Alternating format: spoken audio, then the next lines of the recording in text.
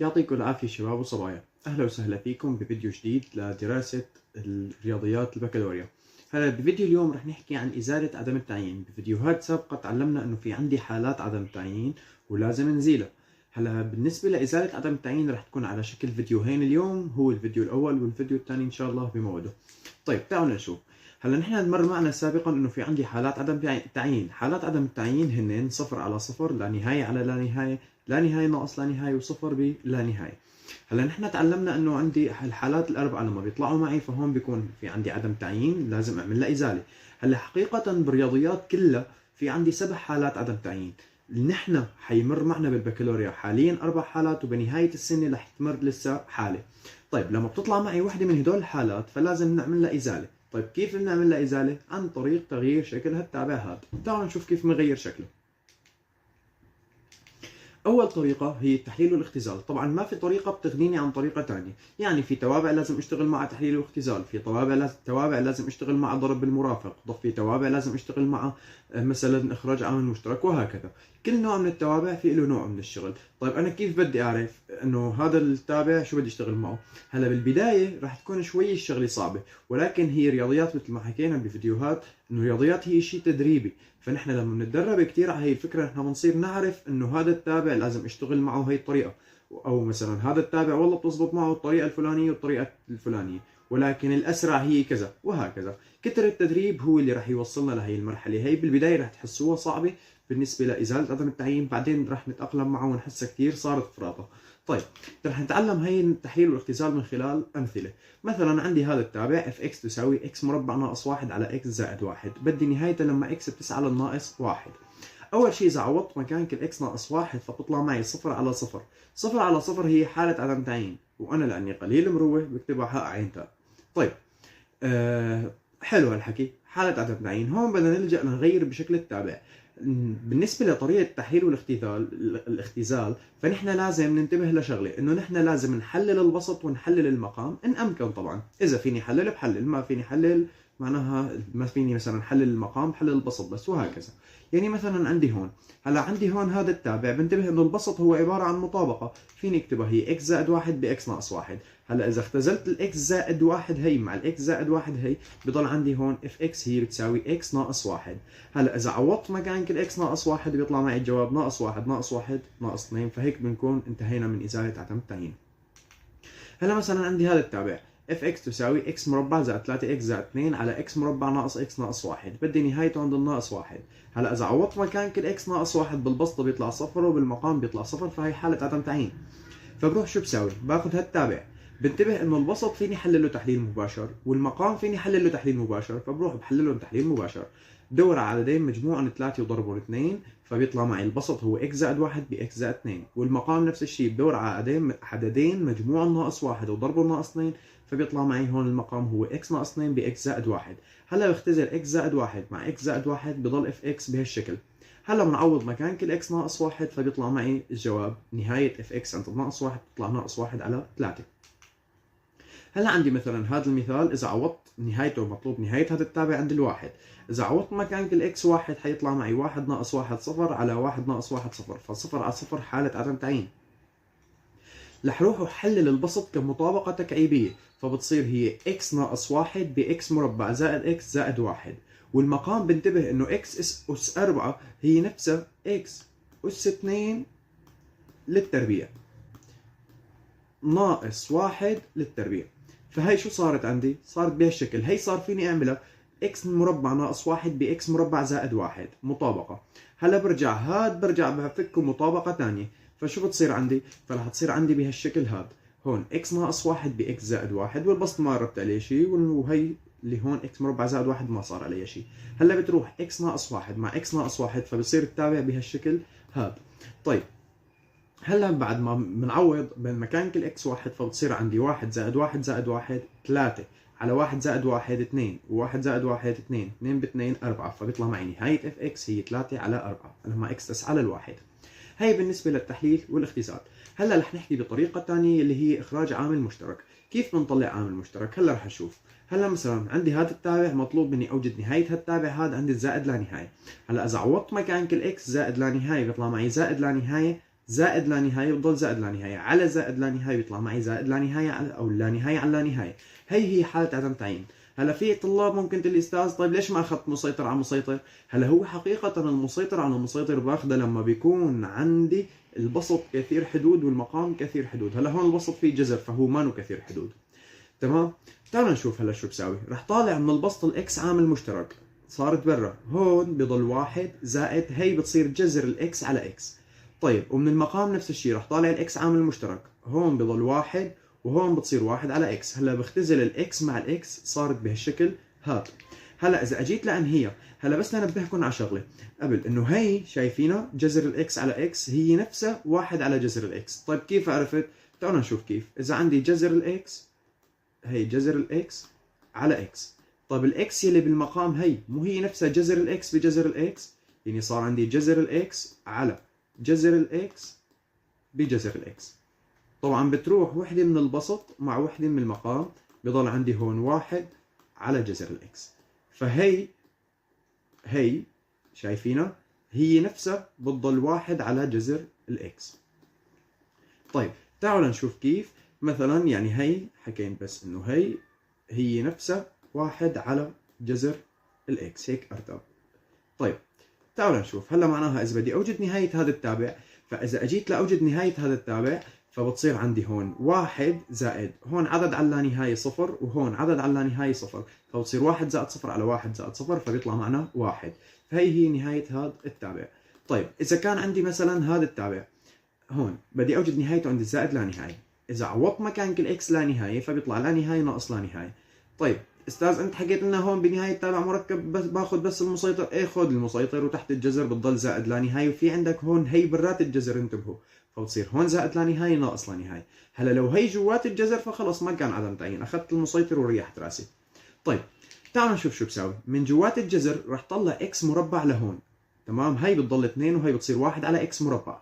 هلا الاكس مربع من تحت الجذر بطالع على برا بيروح بتصير هيك، بتصير جذر الاكس هيك جذر الاكس مربع، تمام؟ بجذر الاثنين زائد 1 على اكس مربع طبعا. طيب هي جذر الاكس مربع يا شباب ويا صبايا، هي نفسها اكس بالقيمة المطلقة. فهذا اللي سويته، انه هي حطيتها هي اكس بالقيمة المطلقة. فشو رح تصير معي؟ رح تصير معي بهالشكل. هلا بيجي اكس بالقيمة المطلقة، نحن وين عم نشتغل؟ بجوار الزائد لا نهاية. طيب معناها جوات القيمة المطلقة موجب، فبما انه موجب فبيطلع نفسه، فاكس بالقيمة المطلقة بتكون بتساوي اكس بجوار الزائد لا نهاية. طيب شلت معناها من القيمة المطلقة وانا مريح ضميري. هلا بيجي بطالع الاكس من هي وهي حدين هدول، هاد كله وهاد، طالع الاكس منهم عامل مشترك فصارت بهالشكل.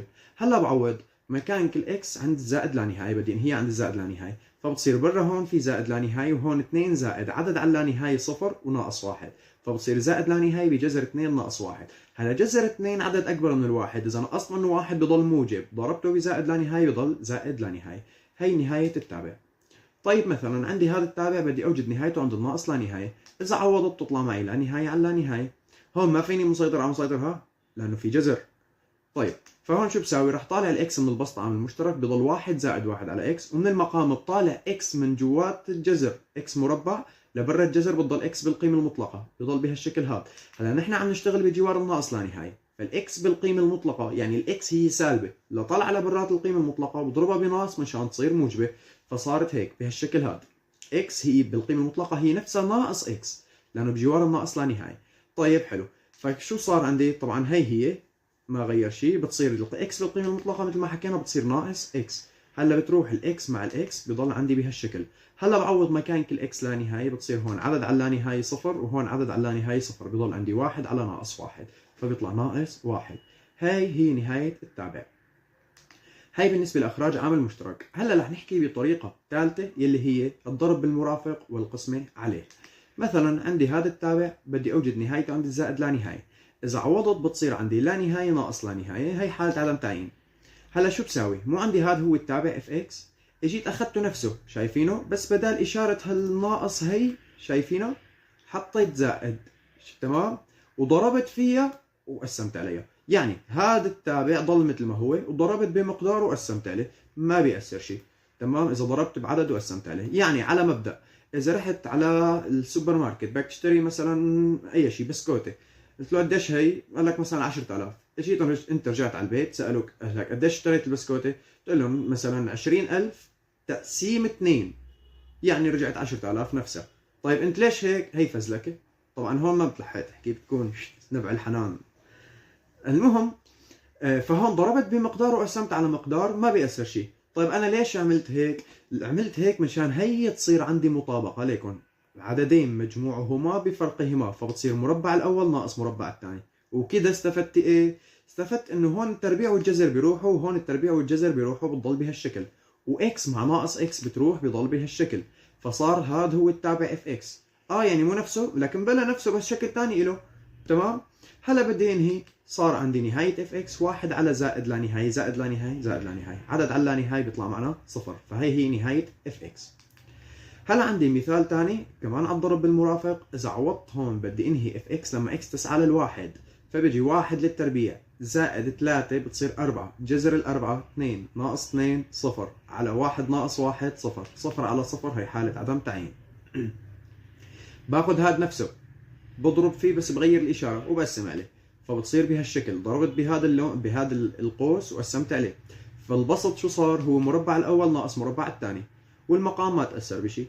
هلا البسط شو صار؟ فكيت هي مربع الأول راح الجذر والتربيع، وناقص 2 للتربيع صارت هي 4، صارت بهالشكل.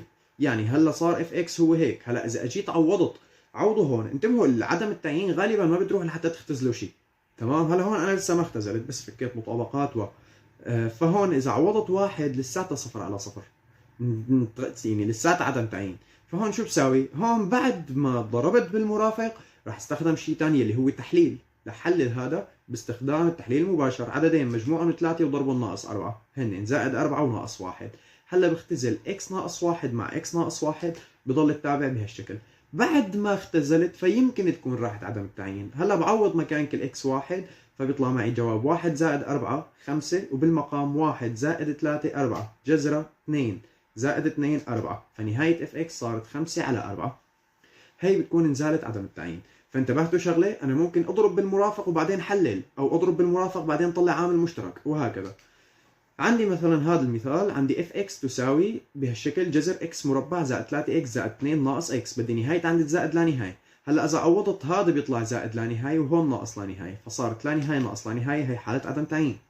هلا راح آخذ هي اف اكس أضرب بمرافقة، المرافق نفسه بس غيرت إشارة هذا صارت زائد، وهون قسمت على المرافق أكيد لأنه ما فيني أضرب بشغلة ورجع بدون ما أقسم عليها. فهلا صار بهالشكل هذا. هون البسط صار هو مطابقة، مربع الأول ناقص مربع الثاني، الجذر والتربيع طاروا سوا، اكس مربع مع ناقص اكس مربع طاروا، صارت بهالشكل.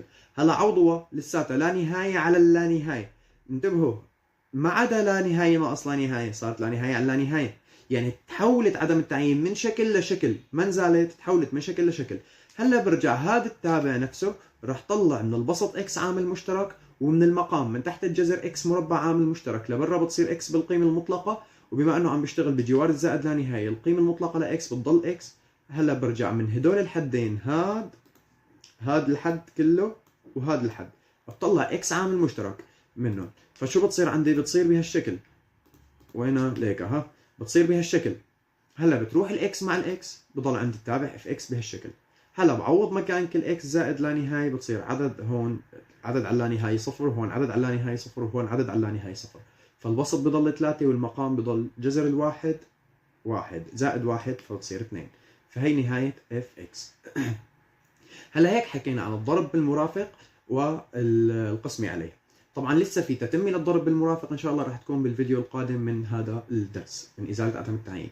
هلا هيك بنكون انتهينا من فيديو اليوم. تعلمنا اليوم ازالة عدم التعيين باستخدام التحليل المباشر او التحليل بشكل عام، التحليل والاختزال. تعلمناها باستخدام اخراج عامل مشترك، وباستخدام الضرب بالمرافق والقسمة عليه. لا تنسوا الاشتراك بالقناة وتفعيل زر الجرس ليوصلكم كل جديد، واي سؤال بنرحب باسئلتكم بالتعليقات. موفقين جميعا. كنت معكم اخوكم المدرس ايهم الدالي، بالتوفيق للجميع.